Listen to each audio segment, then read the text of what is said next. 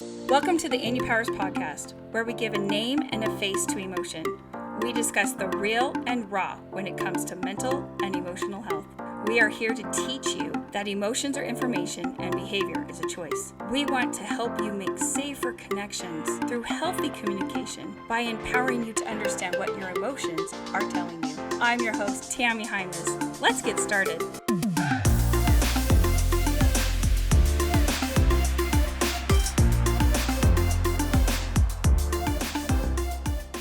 Welcome to another week of the inUpowers podcast. I'm Tami and Nikki. I'm Nikki Tavares. And we are super glad that you are here with us again. This week, we want to talk to you about different kind of parenting styles. And as a teacher, Nikki, you saw a lot of different parenting styles. I did. And a whole bunch of in between. You know, we got some main ones and then some that are a little bit of this, a little bit of that.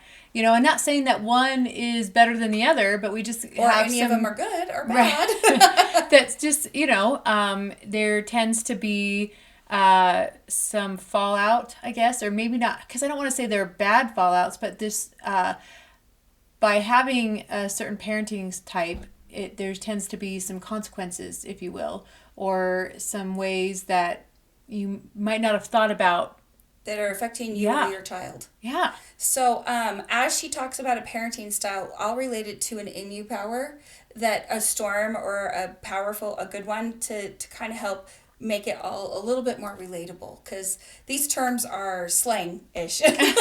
We were talking about developing styles and parenting styles, and one of our staff was like, oh, authoritative and Thornton and passive, all the professional words, and we're like, oh, we know the words, the slang words. So, Nikki, what are some of the parenting styles that you have seen? One of them is the helicopter parent, and I'm not sure if you've all heard of that, and so I'll describe it. It's where a parent comes down and swoops in and rescues their child all the time.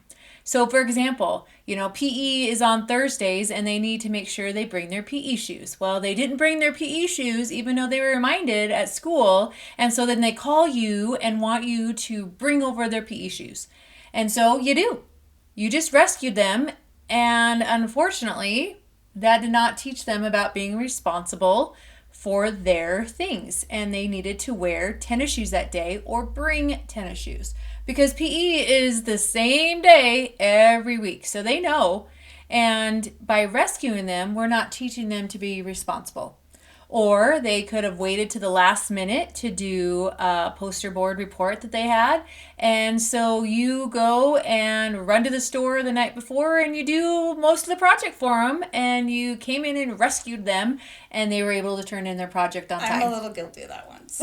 So at my house, that exact thing happened. Olivia had a planet project and she knew about it for 2 weeks and didn't bother to say anything and then waited till the night before. And I refused to run to the store to go get it. And she weeping, wailing, and gnashing of teeth at my house. You know, but guess what? The next project that came up, she didn't wait 2 weeks because she knew I was not going to rescue her. So as a parent, when you are rescuing your child all the time, the character that is the most like that would be Et, everything to everyone. And she is a sandstorm that shapeshifts to make it okay for everybody else. But she's frazzled, and at the end of the day, she's just an empty pile of sand. And it seems really great to rescue your child and save them from their consequence. But Et is a pile of sand, and so she'll just leave a little pile of sand to keep their kid from being hurt when they fall. Well, she keeps giving a piece of herself away all the time. She slowly erodes. And so if you're always hovering over your children and sacrificing yourself from them to learn a lesson, you're trying to be everything to everyone. And that is erosive as well. Yes, not only for the parent, because you're always running around picking up the pieces. And we always talk about consequences, but we also don't talk about the lessons learned. Right? So, yeah, the consequence of not having your PE shoes is you got to sit out PE that day. Right. You know, the consequence of Olivia not having her assignment is she got 1 letter grade down. It was considered late. So her teacher was even awesome, and he sat there and said, Olivia, this is amazing. I would have loved to give you an A, but since you're late, I now have to give you a B. That's awesome. But then there's a lesson to be learned about being responsible. And I think we think kids are too young to learn responsibility. And what age is too young to learn to be responsible? None. None. A 2-year-old can learn to be responsible for their toys. It's true. You can be responsible for making sure your toys are picked up. You can learn to be responsible for lots of things at different developmentally appropriate times. A 2-year-old, it can't be responsible for the dishes and putting the dishes away. Right. Right? But a 7-year-old can. Absolutely. A 6-year-old can. Can you be responsible for learning to brush your own teeth? Absolutely. It starts out with little things when they're younger, and then as they get older and they get more and more responsibility, they learn. Right? But if we're always coming in and swooping down and rescuing them and doing everything for them, whether because we think it's good, because your heart's coming from a great place. You want to be helpful. You're the mom or you're the dad. And a lot of times it's easy for us. Right, yeah. It's almost I'm home, I can run your shoes over, or whatnot. But we're missing the point of them learning about responsibility. And so it's not always about the consequence.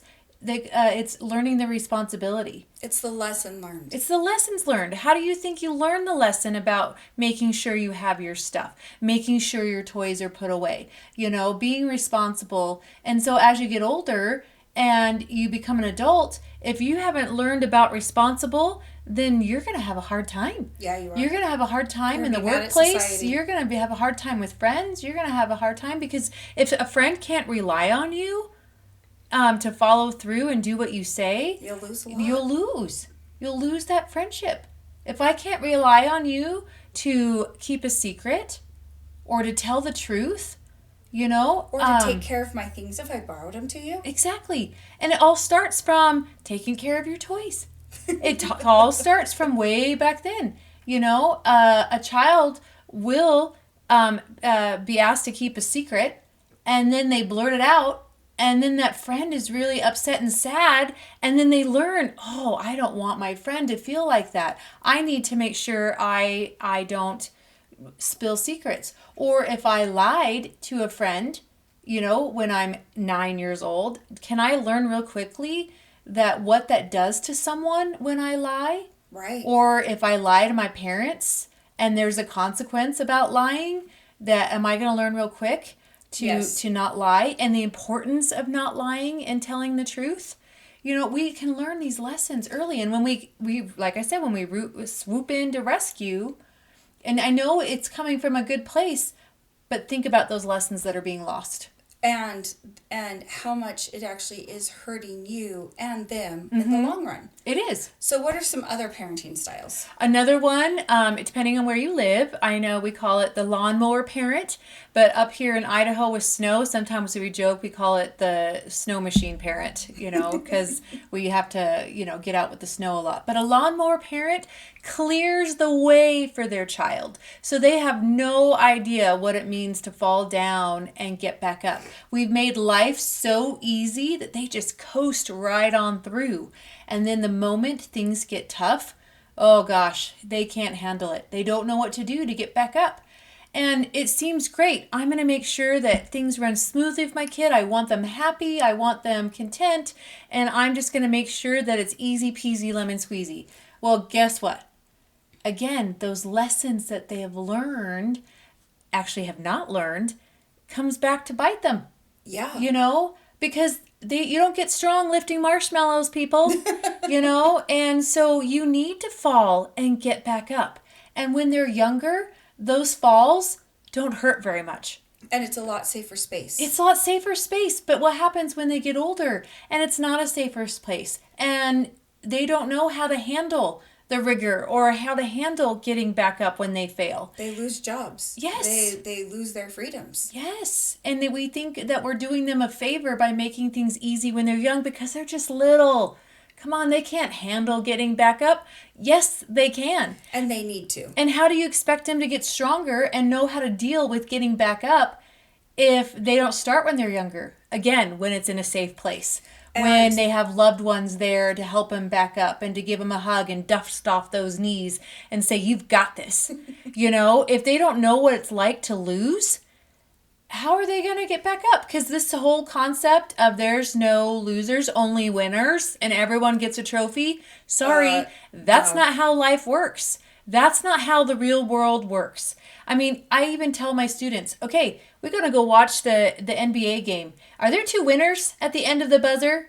No, there's one loser and there's one winner. Well, those participation prizes and the parent that has done the obliviously selfishly incinerating would be the lawnmower parent, where they burn a path and the kid is walking on your charred ground, but because perfection is so important to you and the appearance that your child is doing so good, because it's scary to actually have an obstacle be there or to see your child stumble, because then that's a reflection on you, which it's not. That's our character obliviously selfishly incinerating, or OC. And as an employer, I have had those OC parents, I've employed their children. They're great interviewers. They're really great with adults. But the second they are tasked to do a job and the job needs that they need to actually serve someone else or be adaptive to a team, they don't know how to do it. And then they get mad and then they lose it. And I have had several either quit or lose their job because they don't know how to work with people. They don't know how to get up when they fall down. They don't know that their way isn't the only way. Because and they also don't know how to think for themselves. I was going to say thinking for themselves, because everything has been done for them. Right. Then to think outside the box, or if you to ask them to, hey, find the best way to accomplish this, they're going to go, what? And they're stumped. They don't know how to solve a problem. Yes. And if it's not laid out and the instructions aren't given to them, they don't know how to do it, and they're already behind. And it's so hard because you can see the potential as an employer, but at what sacrifice do those people stay at the job to hurt everybody else? Well, I think because they were never taught. That one of the things the big lesson there is they don't learn to solve problems. Right. And problem solving is what this world is all about. You're going to have problems. And if you don't have one right now, wait. Right. I mean, dealing with your siblings. Right. Dealing with people at school, dealing with people in jobs, dealing with lots of things. How do I solve my problem? And if we're always solving it for them, then how are they going to do that? Exactly. And then we put pressure on them.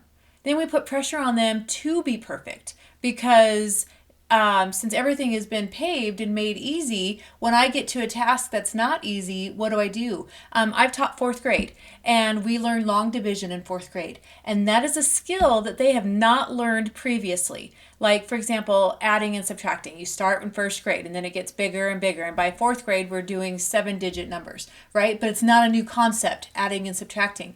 And then division. Yeah, I can divide something in half, but when we do long division, oh my gosh, I've had kids in tears because everything has come easy for them thus far. And then when something's a little difficult or it takes them longer to figure it out, we are in tears. And that's rage anxiety explosion, because they've had this path paved their whole life, and now they have this storm cloud of worry. Oh my goodness, it's not easy. Oh my goodness, my mom and dad aren't here. Oh my goodness, I can't do this. I have to be like this. I have to look like this. I have to act like this. And that worry work gets so clouded and so stressed out that they become a rage anxiety explosion, and it comes out like tears, rain, or it comes out like verbal abuse, thunder, or it comes out like lightning, and they hit something or hit someone, or just are trying so hard to hold it together because it's just too much.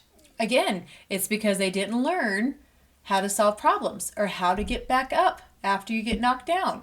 It's that whole idea. Hey, it's okay. It's okay. Do I expect you to know this today? I can't tell you how many times in class I have discussed, no one's asking you to be perfect. We're just asking you to try. Right. And to do your best. Did you know this math concept better today than you did yesterday? Than last week? Yeah.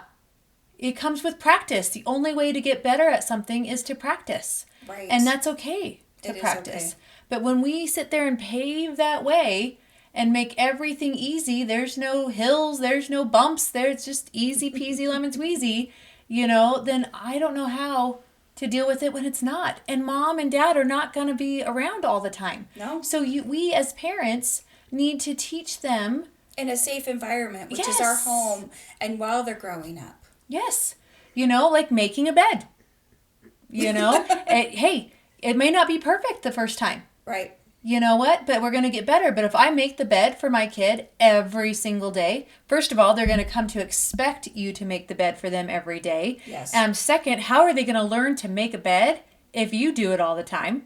And just because we may want it perfect and it doesn't look perfect with them, are they going to get better over time? Yes. But we don't give them that opportunity to learn and grow. But it can start from something as learning to make a bed or fold your clothes, Right. or, with an assignment. Let them make the mistakes. We want to fix all their grammar mistakes and we want to fix all their spelling mistakes. But it's okay for them to have that. Well, and mistakes... pick a few that you help them with, but don't do it all. Right. Don't do all the work. Don't do all the effort because you just took the opportunity for them to learn and grow away. And you've already been through school. Yes, you have. Yes, you have. I don't want to be able to do that work. We all talk about we don't want to go back to high school. But yet we tend to because we want to rescue our children. We just want to make it easy. We think we're doing them good. It's like, again, it's just like the helicopter parent. The lawnmower parent, it's coming from a good place. You love your child. You want them to be successful and succeed. And you're going to do the things that you think are right to help them. But you're forgetting the lessons that are learned, when you are not being a lawnmower or a helicopter parent. Well, you keep saying mistakes, and I love that word because mistakes are proof that you're trying. Right. Well, mistakes are my stakes in the game. Yes. When I make a mistake, I remember that lesson way more than the one that came easy to me. Yes. If I've embarrassed myself, or I really struggled with something, or I made a mistake over and over and over and over and over and over and over again, and finally was able to do it. Man, when I finally was able to hit that baseball I used to roller skate and I used to do sow cows and all kinds of silly things, but I fell down a lot. But when I landed one from falling all of those times, I felt so good because I was beat up to finally get there. Yes, and you learn that effort, you can have success through effort. Right. Again, those lessons that are learned, and we think kids are too small to learn those, and they're not. That's the time to learn them. Exactly. So that when they are big and life-changing, that they can handle them. And is there any other kinds of parents that we want to talk about? There's lots. There's lots. Because there's some in between, right? Because then there's parents who don't really parent at all, right? Tell me about those kids. Well, just those kids that just kind of go through life. They're kind of not guided. They're not directed. They're just surviving. Sometimes their homework's done, maybe. And sometimes not. Because there's no one home to help them, or no one that's home and in tune. There you go. To helping them. They're just surviving, and they're just coming and going. Through life. They're kind of learning the hard knocks, but yet it's not always good either. And that's the what about me parent, or FOG, fear of growth. The parent that's scared to try or scared to go out or just scared to show up, that would be fear of growth, FOG, our character. And the other one would be what about me? When the parent's so focused on themselves and their needs and their hurts that the child's needs are not being met. Like the child probably has shelter and food, but is expected to get to school and to come home from school and pick up the messes and they cook their own dinner all their own weight. Yeah. Mm-hmm. And because the parent's so focused on themselves, they're having a what about me moment. And because when you have a what about me moment, you're like a hollow tornado. You have tons of excuses, tons of blame, tons of shame, and no accountability. But when you're always focused on yourself, you're not teaching anyone anything either. Right. And now there are parents out there who are working 2 jobs, right? And the siblings are helping each other out and cooking food and things like that. Oh, but and here's the thing. happens. But survival happens. But here's the thing. The parent is still involved, right? Still showing that love, giving the 20 minutes at night before bed, conversations and checking in. But there's still love there. There's still guidance and direction there. They're not checked out. That's right? the difference. And so just because you're working 2 jobs to make ends meet and kids have to pitch in and help out, that doesn't mean that you're being a bad parent. It's if you're still checked in. Yes. On what your kids are doing, what's going on, and help still guiding and directing them. So there's a difference between a checked out parent and checked in and working hard. Well, Because sorry, I didn't mean to cut you off. Because you're still teaching your children the value of hard work. Right. You're still modeling hard work and love and kindness, and you're still checked in, and you're on them about their schoolwork and making sure their schoolwork is in. You're still checked in. Yes. So there's a complete difference to being a wham, and always thinking about yourself and being checked out. And the thing is having the wham, it doesn't necessarily mean that you have two jobs. I met lots of stay-at-home moms when I was a stay-at-home mom for a time. So true. And they were so starving for adult interaction that while they were home with their kids, they were always chasing craft projects and book clubs, which are not bad. But they were checked out as parents. They would just kick their kids out, and a lot of them would end up at my house because parenting them was just too much because they were not fulfilled. So you don't necessarily need to have two jobs to have excuses and be checked out. You can be checked out and be around them all the time. Right. I just don't want anybody out there to be offended by, if your circumstance is different than what we're talking about. Absolutely. But the whole bottom line is that we need to make sure our kids are learning and growing, and whether that's you being checked in and thinking about what kind of parent you are and what is the best for your kids and yourself, and where both of you are going to be able to succeed and grow. And we're also not saying that you're not supposed to rescue your children. If your child is in a car accident or if something goes really wrong in life, that is also your role. We expect you to dust them off and help them heal through the hardships, and at the same time not removing the hardships. Exactly. And I think that's the biggest thing, being there for them in the hardships but not removing them. Right. And letting them know that mistakes are a gift. Mm-hmm. They're your stakes in the game. Your effort produced a result. And the more you understand what your effort produces, the more you offer. Absolutely. And so for this week, we invite you to think of a time when you would naturally go in and rescue or be checked out, and to do the opposite and see if it's really necessary for your child. To make sure that while you're going through this week, you would naturally swoop in and make it easier. See what happens if you pull back. Or you're normally not engaged because it's something that bores you, or it's not necessarily something that you love. And engage yourself with your child and see how your week turns out with them and your parenting styles. And remember, emotions are information, and behavior is a choice. We will talk to you next week. See ya. Bye. Thank you for joining us on this week's episode of the inUpowers podcast. We are grateful you are here. Please share this podcast with those you know who might need it, and follow and rate us so we can continue providing this podcast to you. Follow us on social media to see more visuals about the inUpowers, and join us next week for another episode. Until then, remember, the power to choose is in you.